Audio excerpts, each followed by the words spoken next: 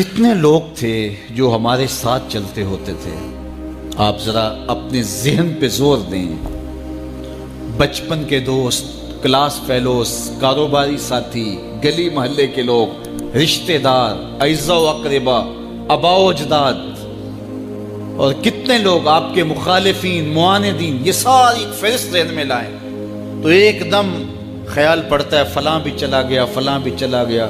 کوئی سال کے بعد اچانک کوئی بات یاد آتی ہے تو یاد آ جاتا ہے، کوئی 6 ماہ کے بعد یاد آتا ہے۔ کئی ایسے لوگ ہیں کہ سال ہا سال بعد یاد، ہاں وہ بھی ہوتا تھا۔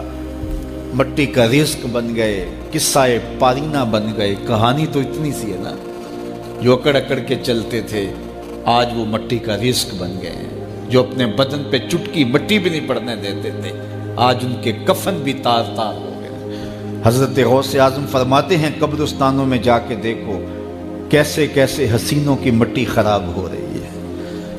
اللہ اکبر، بدن خاک میں مل گئے، ہڈیاں چور چور ہو گئی، ریزہ ریزہ ہو گئی، قبروں کے نشان بھی مٹ گئے، کتبے بھی ٹوٹ گئے، مٹ گیا مشتاق دل سے رنگ یاد رفتگاں، پھول مہنگے ہو گئے، قبریں پرانی ہو گئی۔ کون کسی کو یاد کرتا ہے؟ اور اسی طرح ہم مل کے مٹی کا رزق بننے والے ہیں، لیکن کوئی ایسا کام چھوڑ جائیں گے، اپنے رب سے جڑ جائیں گے، اپنے رب کے بندوں سے جڑ جائیں گے، رسول کریم کے دامن کو تھام لیں گے تو پھر موت بھی مرنے نہیں دے گی۔ پھر سرخرو اور سر بلند ہوں گے، پھر عزتوں کے تاج سروں پہ رکھے جائیں گے، وقار کی مسند پہ بٹھائے جائیں گے۔ فقیر نام تنا دا باہو، قبر جنہ دی جیوے ہو۔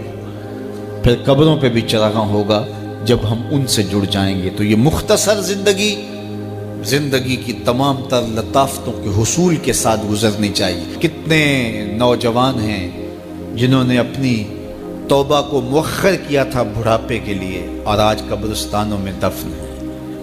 آپ جا کے قبرستانوں میں دیکھیں، وہ سوچتے تھے کہ ابھی تو جوانی ہے، جوانی سے لطف اندوز ہو لیں، بڑھاپے میں توبہ کر لیں گے، لیکن بڑھاپا نہیں آیا، موت آ گئی۔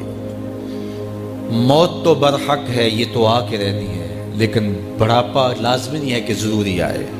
حضرت امام غزالی نے ایک بڑی خوبصورت بات لکھی، فرماتے ہیں معاشرے میں نظر دوڑا کے دیکھو، زیادہ بچے ہیں، زیادہ جوان ہیں یا زیادہ بوڑھے ہیں؟ تو کہا آپ کو بچے زیادہ ملیں گے۔ ہر گھر میں دیکھ لیجئے، بچے زیادہ ہوں گے، جوان ان سے کم ہوں گے، بوڑھے ان سے کم ہوں گے۔ تو اگر بوڑھے تھوڑے ہیں، جوان زیادہ ہیں، تو غزالی فرماتے ہیں پھر بات سیدھی سیدھی ہے، بڑھاپے تک کوئی کوئی پہنچتا ہے، زیادہ جوانی میں چلے جاتے ہیں۔ اور کہا کہ اگر جوانوں سے بچے بھی زیادہ ہیں تو پھر اس کا مطلب بھی سیدھا سیدھا ہے کہ جوانی تک سارے نہیں پہنچتے، بہت بچپن میں چلے جاتے ہیں۔ غرہ کس پہ، ناز کس پہ، غرور کس پہ، تکبر کس پہ؟ تو یہ مختصر زندگی جو اللہ کی امانت ہے، اس کو اللہ کے نام پہ گزارو۔ جو بیت گئی وہ بیت گئی، وہ تو منہا ہو گئی زندگی سے۔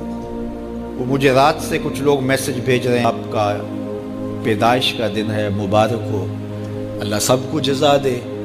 لیکن میں آج اپنی چھوٹی بیٹی کو بھی کہہ رہا تھا، وہ مجھے بولی کہ ابو آپ کو مبارک ہو۔ تو میں نے کہا کہ آپ ہاتھ اٹھا کے اللہ کی بارگاہ میں دعا کرو کہ اللہ آپ کے باپ کے 46 سال کے گناہ معاف کر دے۔ یہ تو زندگی گزر گئی ہے، 46 سال میرے ہاتھ سے نکل گئے ہیں، میں الٹا بھی لٹک جاؤں تو یہ میرے ہاتھ نہیں آ سکتے۔